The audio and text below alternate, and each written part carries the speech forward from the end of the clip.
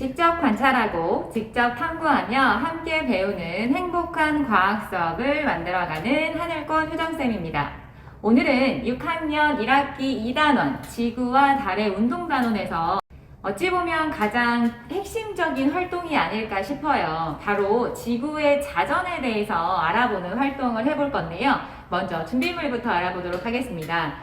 실험관찰책 75쪽에 보면 동서남북을 나타내주는 붙임 딱지가 있습니다. 그리고 태양의 역할을 해줄 가시 없는 스탠드, 그리고 지구의, 그리고 관측자 역할을 해줄 이 관측자 모형도 하나 준비를 했고요. 우리가 지구의하고 태양의 거리를 좀 띄워놓고 실험을 할 거기 때문에 이렇게 30cm 자도 함께 준비했습니다.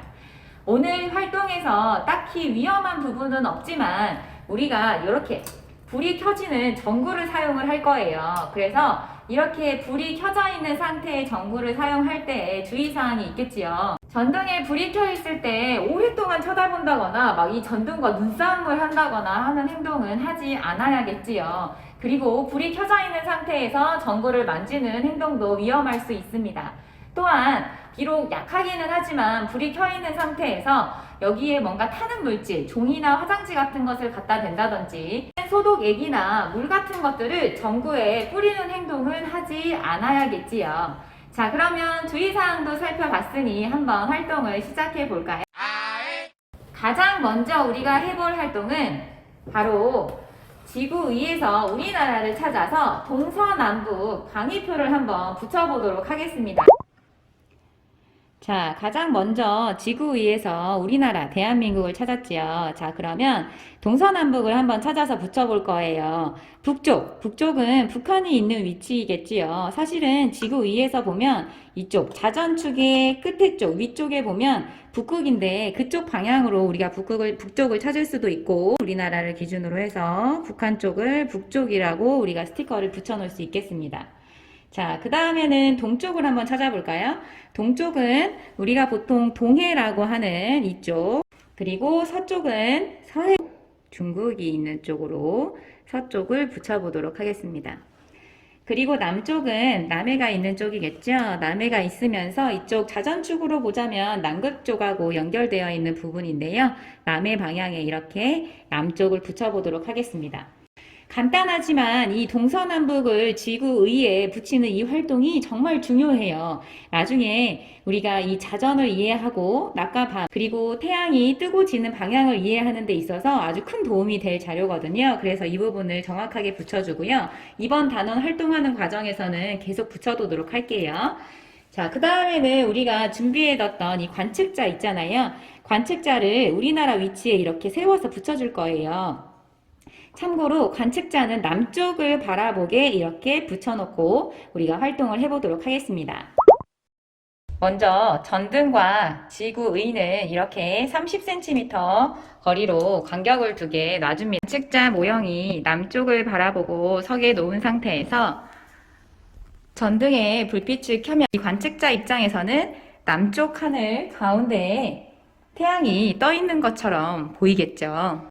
자, 이렇게 실험 준비가 끝나면 지금부터 지구의를 한번 회전시켜 볼 텐데요. 방향을 서쪽에서 동쪽 방향으로 회전시켜 보도록 하겠습니다. 그리고 이때 관측자 입장에서 본다면 저 전등이 어느 위치에서 어떻게 보이는지를 한번 생각해 볼게요.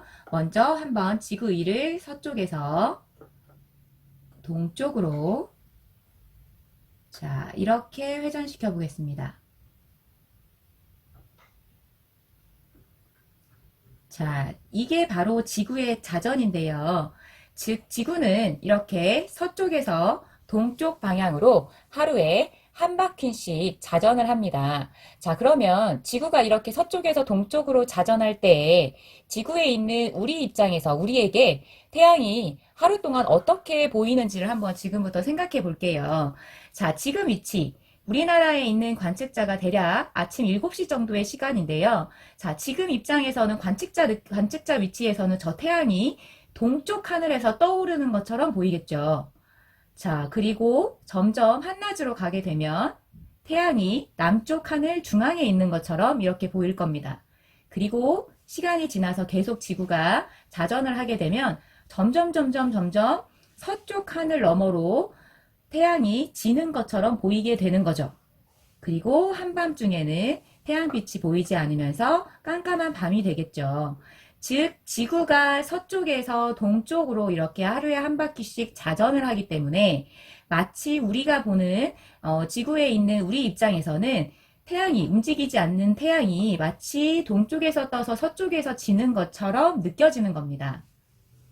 즉, 우리가 기차를 탈 때 보면 기차가 앞을 향해서 갈 때, 기차나 자동차를 탔을 때 밖에 창문 밖을 보면 나무나 집들이 마치 앞에서 뒤로 이동하는 것처럼, 차가 뒤에서 앞으로 나아가는 반대 방향으로 이동하는 것처럼 보이는 것과 같은 현상인데요.